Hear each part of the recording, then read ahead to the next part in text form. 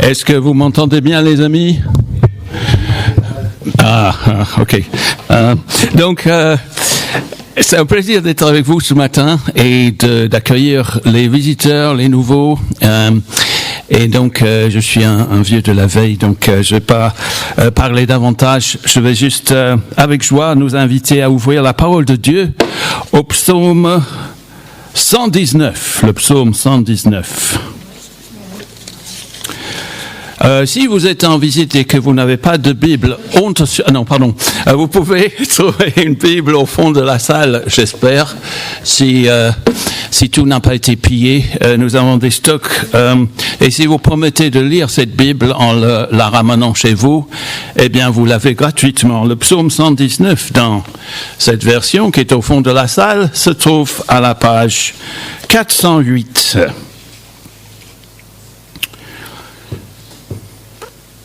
Et nous allons lire donc les versets à partir du verset 9 jusqu'au verset 16. C'est tout petit comme lecture. C'est génial de mettre ça à l'écran. Donc, verset 9. Comment le jeune homme rendra-t-il pur son sentier en se conformant à ta parole? Je te cherche de tout mon cœur. Ne me laisse pas m'égarer loin de tes commandements. Je serre ta parole dans mon cœur afin de ne pas pécher contre toi. Béni sois-tu, Éternel. Enseigne-moi tes prescriptions. De mes lèvres, j'énumère toutes les sentences que tu as prononcées. J'ai autant de joie à suivre tes instructions que si je possédais tous les trésors. Je médite tes décrets. J'ai tes sentiers sous les yeux. Je fais mes délices de tes prescriptions. Je n'oublie pas ta parole. Amen, Seigneur. Parle-nous ce matin à travers ta parole. Seigneur, donne-nous l'amour de ta parole, l'envie, la soif et la joie de la lire, d'en faire nos délices comme ce jeune homme dans la parole de ce matin. Au nom de Jésus. Amen. Donc, il y a 15 jours, j'ai donné un message sur ce psaume. Ceux qui étaient là, vous avez peut-être tout oublié. Je ne vais pas redire tout ça. Vous pouvez écouter ça en ligne. D'ailleurs, il est écrit à la fin de la lecture, « Je n'oublie pas ta parole ». Donc, s'il vous plaît, n'oublie pas ce que le Seigneur essaie de nous dire ce matin à travers ta parole, sa parole. Tout ce psaume 119 nous parle des bienfaits de la Bible, de la parole de Dieu. Et plus ou moins chaque verset fait allusion à la parole de Dieu avec plusieurs mots. Donc je ne sais pas s'il y a des juristes parmi nous. Est-ce qu'il y a des juristes parmi nous? Ça parle de ses statuts, de ses commandements, de ses décrets. Pour les médecins, ça parle de ses prescriptions. Et le passage de ce matin commence avec une grande question posée par un jeune suite au camp CFP, par exemple. Comment le jeune homme rendra-t-il pur son sentier? Or, le jeune homme, c'est probablement l'auteur de ce psaume. Mais une jeune femme s'interrogerait de la même manière, j'espère. Ce genre de questions, comment rendre pur mon sentier, ça peut surgir à un tournant de la vie. Quand on démarre un nouveau cursus au lycée ou dans les études à la fac, en début de la vie professionnelle ou en fin de vie professionnelle. C'est pas que les jeunes qui seraient. Qu'est-ce que je vais faire? Que vais-je faire de tout ce temps? Seigneur, garde mon sentier, mes sentiers purs. Moi-même, je me pose constamment cette question de la pureté parce que je suis agressé, assailli tout le temps par les choses que je vois, que j'entends, qu'on essaye de me faire voir et d'entendre. Et donc, je pourrais dire comment le vieil homme rendra-t-il pur son sentier? Et parce que ce n'est pas du tout une question d'âge ou de genre. Comme j'ai dit, l'auteur de ce psaume, c'est sans doute un jeune homme et il se demande donc comment marcher dans la pureté tout au long de ma vie. Marcher. Et on trouve dans le passage que j'ai lu au moins deux réponses à cette question fondamentale. L'auteur parle d'abord de marcher et ensuite de méditer. Marcher et méditer. Nous allons développer ces deux thèmes ce matin. Marcher. C'est bon pour le cœur, n'est-ce pas? Hein? Vous avez fait de la marche cet été?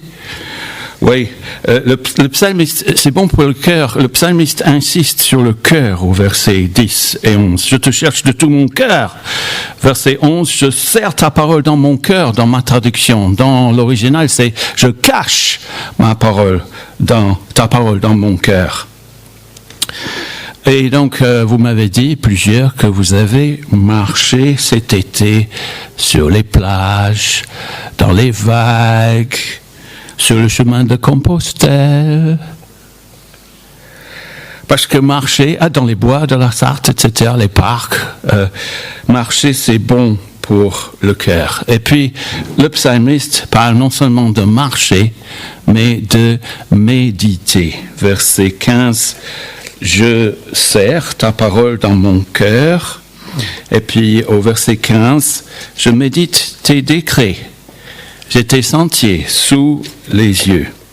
Et d'ailleurs, l'importance de méditer ce psaume revient, je crois, à 8 reprises, ici dans ce psaume même. Et souvent dans la parole, il est question de méditer sur la parole de Dieu et sur ses voies.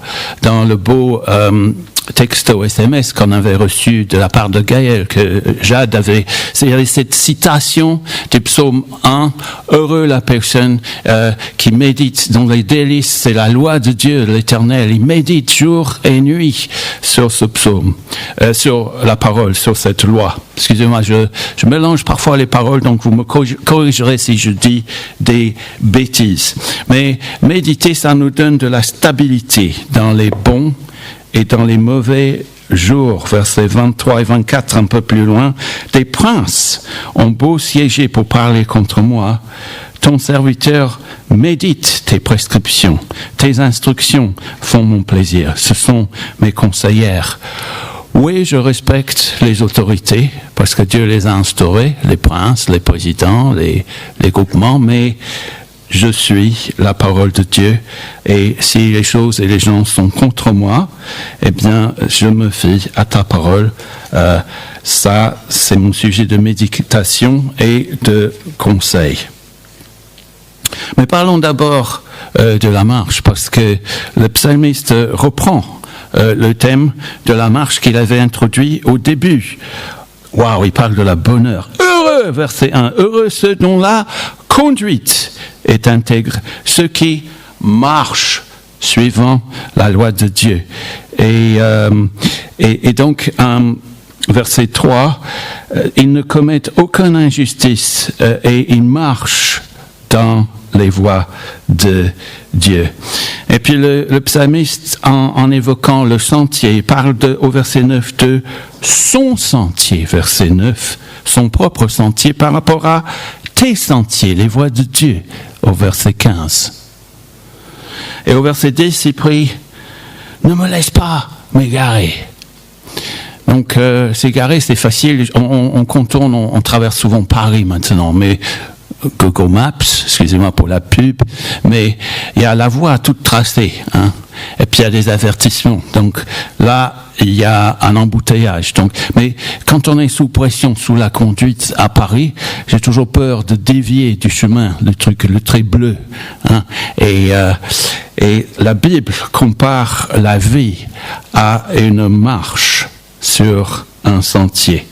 À l'époque, les gens ne roulaient pas beaucoup, ils marchaient tout le temps. Hein, les Israélites, ils ont quitté l'esclavage en marchant. Jésus marchait partout. Et souvent dans les proverbes, il y a cette idée, dans les psaumes aussi, vivre sa vie, c'est comme marcher pas à pas sur un sentier. Parfois on court, c'est vrai, parce qu'il y a une urgence. Mais surtout, selon la Bible, on progresse pas à pas à travers nos actes, nos actions quotidiennes répétées de petites choses qui deviennent des habitudes. Et donc ces habitudes... Seigneur, j'écoute ta parole. Je suis tout oui. C'est incroyable, hein, ces réactions. Donc, ces activités quotidiennes, ces petits choix façonnent notre caractère et nous conduisent vers notre destin. Nous choisissons notre destin, mes amis. Dieu est maître, mais il nous donne la liberté de choix sur la marche de la vie. Et en donc présentant notre vie comme une marche, la parole nous apprend que notre caractère est façonné non pas tant par des événements dramatiques, la pandémie, la crise, le coût de la vie, mais juste par nos petits choix quotidiens, nos réactions, nos décisions, minute par minute, jour après jour. Quand tu es jeune, comme le jeune homme dans la parole, d'ailleurs, c'est super si tu as des parents chrétiens, ou si tu es un parent ou un grand-parent, c'est vraiment super que tes enfants, tes petits-enfants soient saturés par la parole de Dieu, parce que il y a un proverbe qui dit, vous indiquez à un enfant le chemin à suivre quand il est jeune, et quand il sera vieux, il ne s'en écartera pas. Amen. Donc, parents, grands-parents, saturez votre vie de famille, non pas par les écrans, j'allais dire une bêtise, mais par la parole, les activités qui nous renvoient sans cesse à la parole de Dieu pour construire, pour façonner les choix de l'enfant. C'est pas du tout le formatage, parce qu'on a vu il y a 15 jours que Dieu est l'intelligence supérieure qui régit toutes choses et il nous façonne de toute façon et son plan prévaudra. Mais quand tu es jeune, comme le jeune homme dans la parole, tu peux choisir plus librement que plus tard, lorsque tu seras empêtré dans les conséquences de tes choix et de tes habitudes. Dans Proverbe 4, et c'est très intéressant sur cette idée du chemin, c'est connecté au passage de ce matin. C'est un parent qui parle à son enfant, il dit, Proverbe 4, verset 10, si vous me suivez. Ah, c'est génial, vous cherchez ça, Proverbe, c'est juste après les psaumes. C'est au cœur de la Bible. Et donc, le père qui livre son cœur à son enfant, il dit, écoute-moi mon fils, Proverbe 4, verset 10, écoute-moi mon fils, fais bon accueil à mes paroles, et les années de ta vie seront nombreuses. Je t'enseigne la voie, le chemin de la sagesse. Je te conduis dans les sentiers de la droiture. Pendant ta marche, ton pas ne sera pas gêné. Et si tu cours, tu ne trébucheras pas. Attache-toi à l'instruction. Ne la délaisse pas. Garde-la, car elle est ta vie. N'emprunte pas le sentier des méchants. Et ne t'avance pas sur le chemin des hommes mauvais. Évite-le, n'y passe pas. Détourne-toi de lui et passe plus loin. En effet, ils ne dorment pas tant qu'ils n'ont pas fait le mal. Le sommeil leur est enlevé s'ils n'ont pas fait trébucher quelqu'un. Oui, le pain qu'ils mangent, c'est la méchanceté. Le vin qu'ils boivent, c'est la violence. Le sentier des justes ressemble à la lumière de l'aube.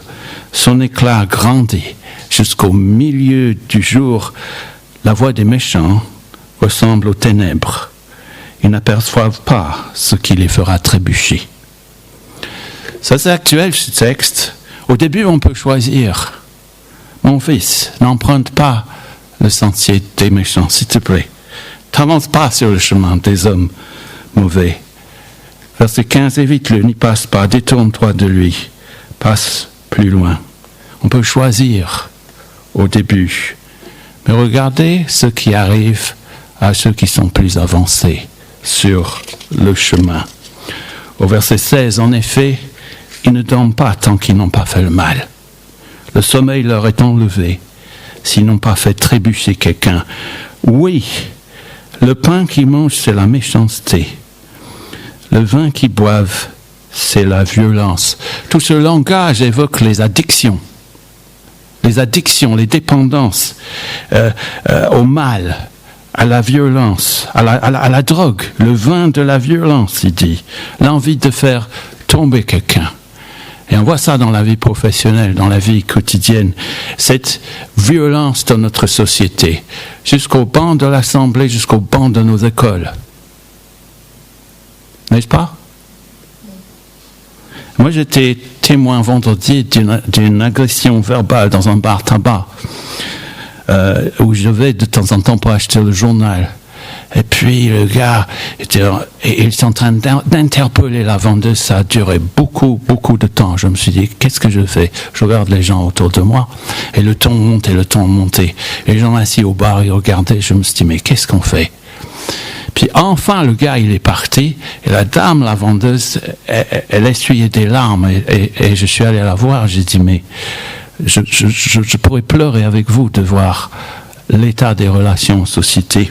Puis au Mans maintenant, au Sablon, ici dans ce quartier, à Coulennes, là récemment, il y a 1 an, j'étais victime de 2 gangs.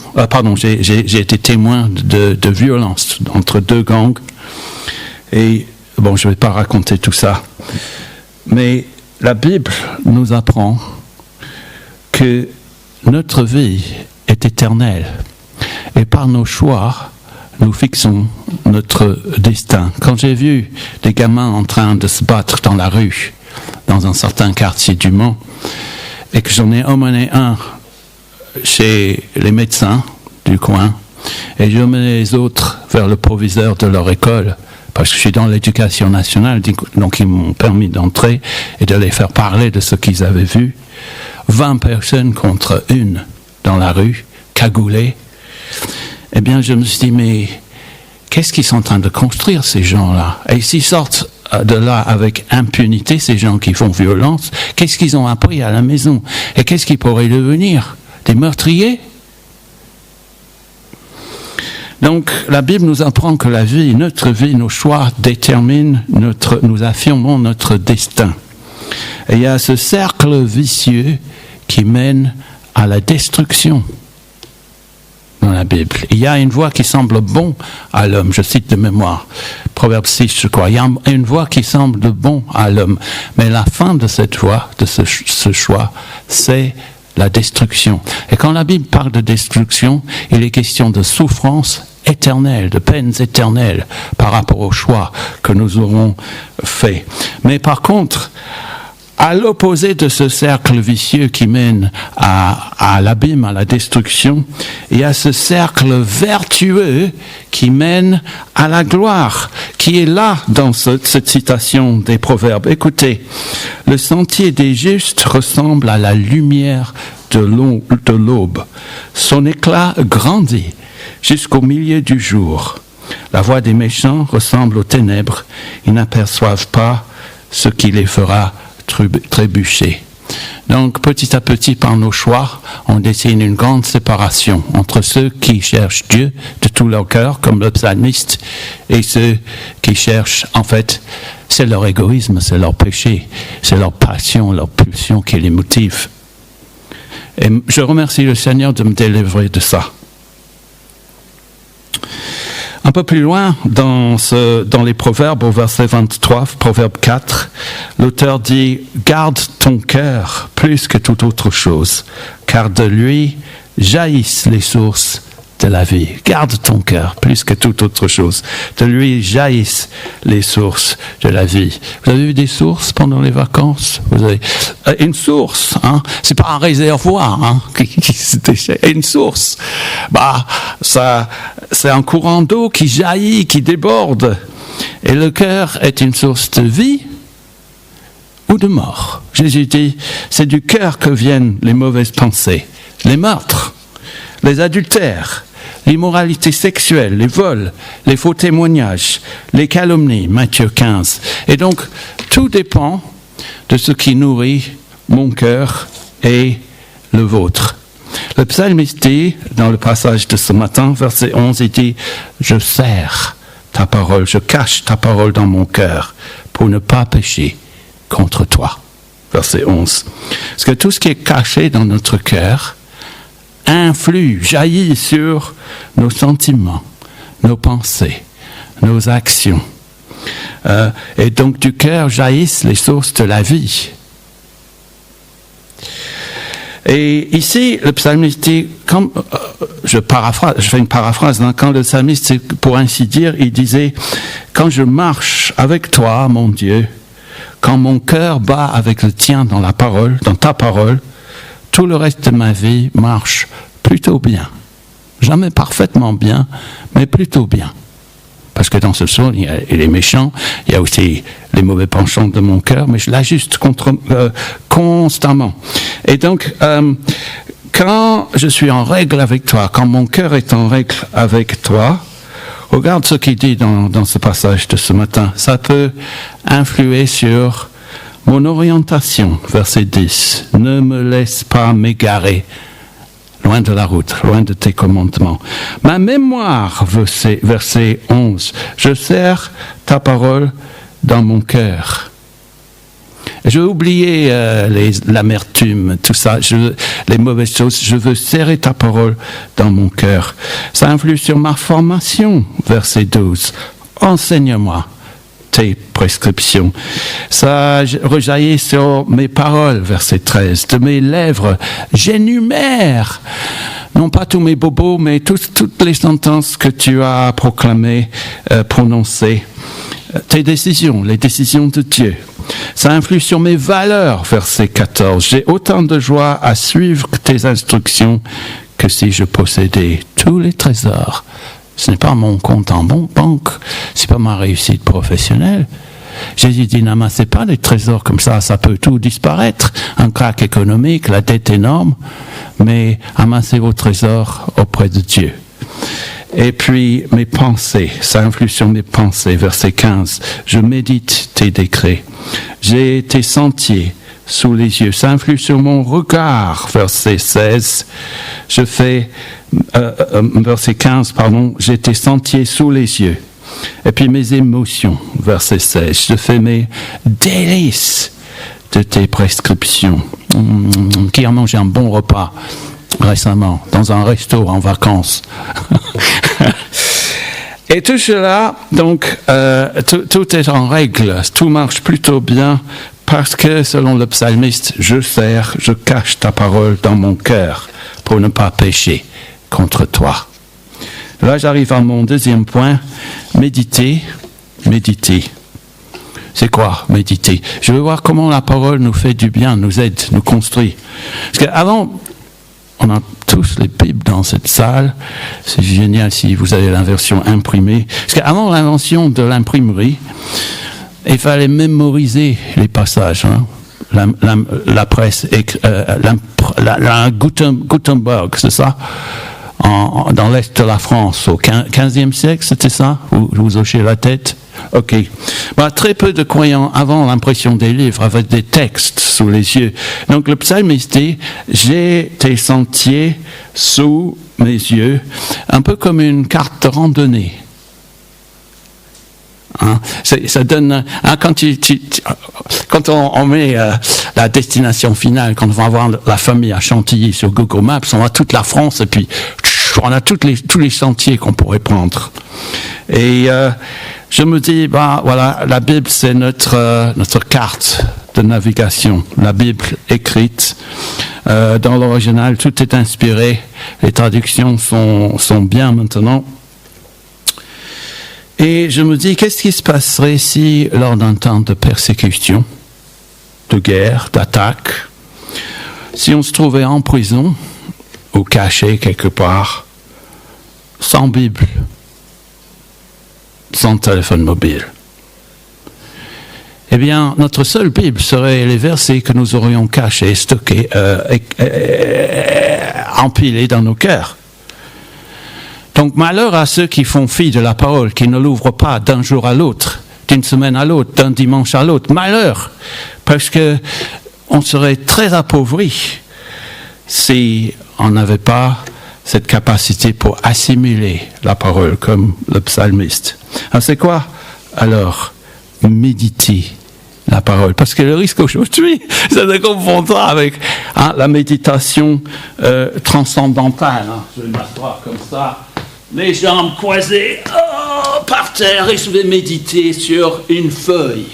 Je vais vider mon être, je vais méditer sur mais franchement, dans la Bible, c'est tout à fait l'opposé de ça. Méditer, c'est emmagasiner la parole, la serrer en nous pour... en fait, comme ça, quand on marche, quand je suis à vélo, quand je suis en train de conduire, je repense à ce que j'ai assimilé. Et quand je suis face à une situation bonne ou mauvaise, la parole que j'ai dans mon cœur me pousse à réagir comme il faut, la plupart du temps, parce qu'il est écrit « Tes prescriptions sont mes conseillers ». Et donc, si on pense que c'est comme faire le vide de notre cœur, notre pensée, comme dans la méditation autour de nous, on passe à côté du bonheur évoqué au verset 14. J'ai autant de joie à suivre tes instructions que si je possédais tous les trésors.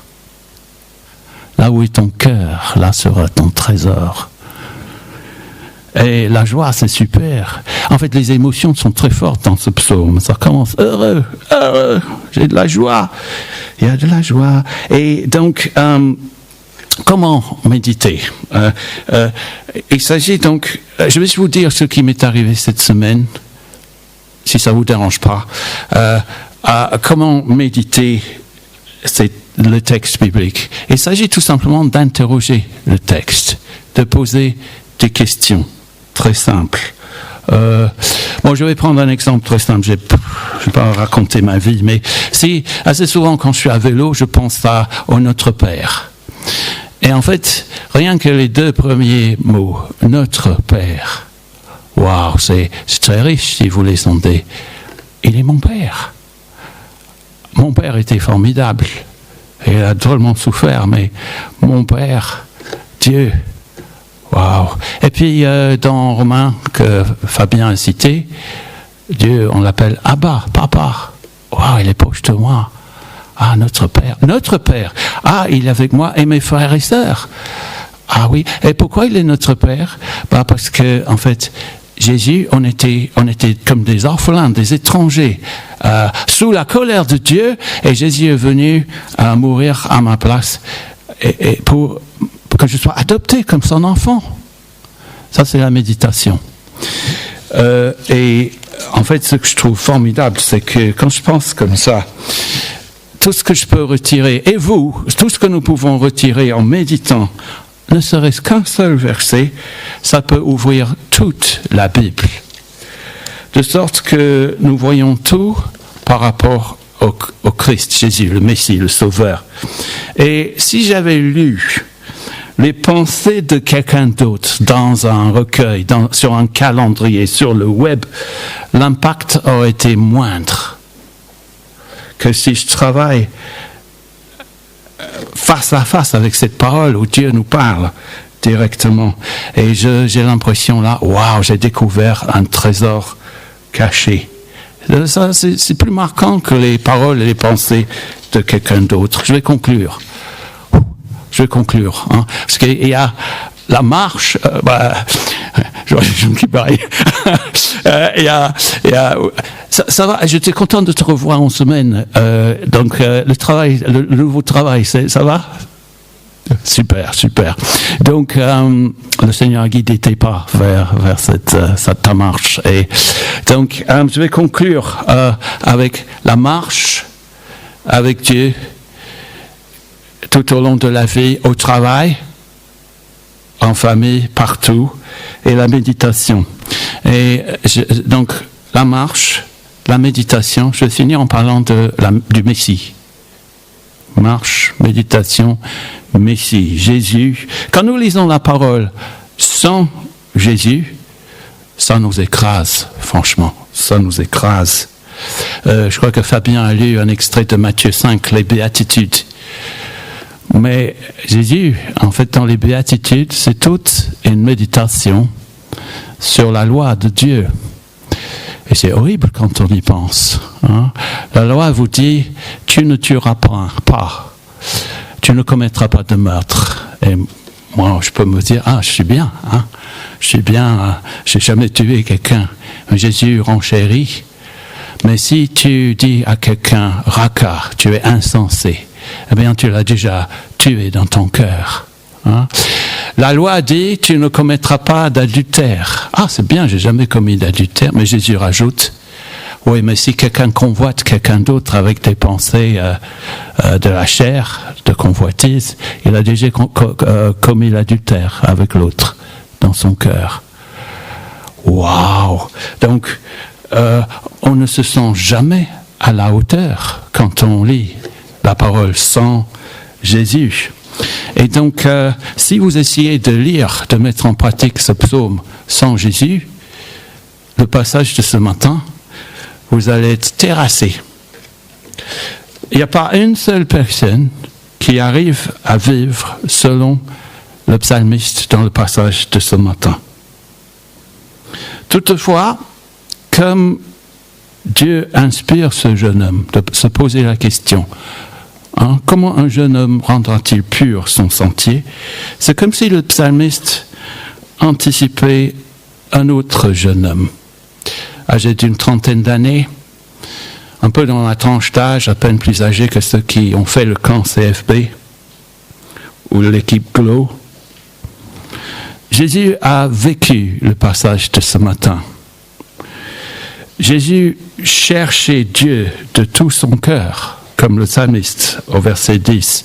Jésus a serré la parole de Dieu dans son cœur, verset 11. Jésus s'est conformé à la parole de Dieu jusqu'à la lettre, verset 9. Pour vous et pour moi. Jésus, quand il était avec nous, il méditait la parole jour et nuit, la parole de Dieu. Dans Isaïe, ouvre-moi les oreilles. Il m'a ouvert les oreilles pour m'instruire tel un serviteur. Et quand il était tenté, il était tellement saturé dans son cœur de la parole, il répond avec la parole de Dieu. Il est écrit, l'homme ne vivra pas de pain seulement, mais de toute parole qui sort de la bouche de Dieu. Et quand il est mort à la croix, il cite le psaume 22, mon Dieu, pourquoi m'as-tu abandonné? Jésus cherchait Dieu, la parole, de tout son cœur. Et son cœur, le cœur de Jésus, brisé par nos péchés, quand il est mort à la croix, bat à nouveau pour vous et pour moi, maintenant. N'est-ce pas? Il est ressuscité. Et nous pouvons être sauvés uniquement parce que Jésus a caché sa parole dans son cœur, comme le jeune homme du psaume, et parce que Jésus l'a suivi à la lettre. Dans le Nouveau Testament, citation du psaume 40, « En entrant dans le monde, Christ a dit, me voici, je viens pour faire ta volonté, mon Dieu. C'est ce que je désire. Et ta loi est gravée, où? Au fond de mon cœur. » Et parce que Jésus est venu parmi nous, il est la parole faite chair. Il incarne cette parole de Dieu. Quand on lit la parole de Dieu, on est en contact avec Dieu à travers Jésus. Et parce que Jésus est venu nous sauver de la condamnation de la loi, comme Raymond nous l'a fait savoir avec cette lecture dans Colossiens 3, eh bien sa parole s'inscrit désormais et gravée dans le cœur de quiconque croit. Quiconque croit en Jésus a sa parole gravée dans son cœur, comme mieux que sur le marbre, mieux que les 10 commandements révélés à Moïse. Hébreux 10, verset 16, « Voici l'alliance que je ferai avec eux. Après ces jours-là, dit le Seigneur, je mettrai mes lois dans leur cœur et je les écrirai dans leur esprit. » Si bien que grâce à Jésus, nous pourrions dire, si nous croyons en lui, nous pourrions dire comme le psalmiste, en communion avec Jésus, parce qu'il a supporté la peine pour nous, on pourrait dire, je te cherche de tout mon cœur. Ne me laisse pas m'égarer loin de tes commandements. Je serre ta parole dans mon cœur afin de ne pas pécher contre toi. Béni sois-tu, Éternel. Enseigne-moi tes prescriptions. De mes lèvres, j'énumère toutes les sentences que tu as prononcées. Excusez-moi. J'ai autant de joie à suivre tes instructions que si je possédais tous les trésors. Je médite tes décrets. J'ai tes sentiers sous les yeux. Je fais mes délices de tes prescriptions. Je n'oublie pas ta parole. Je n'oublie pas ta parole. Tu ne peux pas oublier. Si Jésus est dans ta vie, tu ne peux pas oublier la parole de Dieu, ses enseignements. Et si tu sors d'ici et tu oublies tout ça, tu balances tout ça comme ça parce que vous lisez la Bible très peu fréquemment, malheur à toi, parce qu'il serait bien de te demander personnellement si tu es vraiment sauvé, racheté par Christ, si tu es vraiment en relation avec Dieu. Parce que ceux qui ont cru en ce jeune homme, Jésus, la pureté de sa vie, son exemple, qui vient s'installer en nous, ceux qui ont cru ça par son esprit, Père, Fils et Esprit, ils marchent comme lui sur le sentier de la pureté, en méditant sa parole cachée dans leur cœur. On a commencé ce culte en chantant « Ouvrez les portes, entrez dans ces portes, j'entre dans tes portes ». Et Jésus dit « Entrez par la porte étroite ». En effet, large est la porte, spacieux le chemin menant à la perdition. Il y en a beaucoup qui entrent par là. Il y en a beaucoup qui perdent la route aussi, mais étroite est la porte, resserré le chemin menant à la vie. Il y en a peu qui les trouvent. L'invitation est donnée généreusement au monde entier. N'oubliez pas sa parole, s'il vous plaît. Seigneur, je te prie que tu nous aides à retenir ta parole, à l'engranger, non pas comme un exercice intellectuel, mais comme la parole de vie que tu es devenue. Seigneur, parle-nous, aide-nous à énumérer tes prescriptions, à voir ta parole au bout des lèvres, au bout des doigts pour réagir, que notre cœur batte selon ta parole, grâce à ta présence dans nos cœurs, parce que nous pouvons t'appeler Abba, Père, parce que Jésus est venu nous délivrer des peines, des sanctions de la loi, parce qu'il incarnait cette loi. Et donc, il n'y a aucune condamnation pour nous maintenant. On peut lire et savourer, trouver nos délices dans ta parole. Et ça, je te demande, Seigneur, pour cette rentrée, pour nous, non pas juste pour la rentrée, mais pour tous les jours, tous nos choix, Seigneur. Au nom de Jésus, Amen.